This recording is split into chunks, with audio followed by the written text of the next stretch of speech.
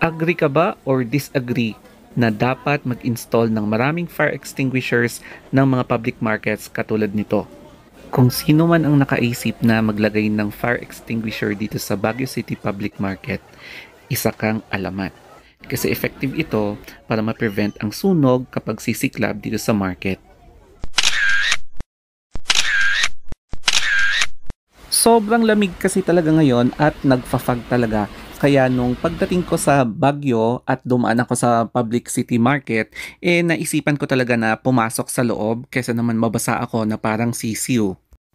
Naisipan kong dumaan dito sa loob ng Baguio City Public Market kasi medyo umuulan. So dito kasi nasa silong ka kaya hindi ka mababasa ng ulan. However, may napansin ako dito na sa bandang papalapit na ako sa Maharlika, napansin ko itong mga andaming mga fire extinguisher. So, syempre, naintriga ang lola nyo, binalikan ko siya. So, ganito yung sumunod na eksena. Akala ko talaga laruan lang siya o kaya decoration para pang-display lang for additional attraction sa Baguio City Public Market. Pero nung nilapitan ko, ay totoo nga pala na fire extinguisher siya at legit. Akala ko yung karatula na to ay mag-ingat sa mga mandurukot. Pero iba yung nabasa ko. Sabi kasi ay bawal ang paggamit ng plastic carrying bags at styrofoam kasi nakakasira ito sa kalikasan natin.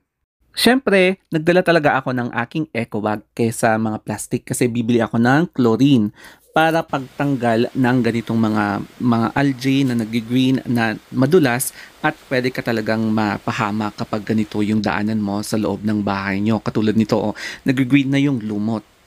So naisip ko, magandang idea to kasi public city market, medyo prone siya sa mga ganitong fire hazard kasi dikit-dikit yung mga stalls, tapos maraming mga paninda na talagang flammable siya. So, ayan no, finocus ko talaga sa likuran ko para for documentation lang naman, no, 'di ba?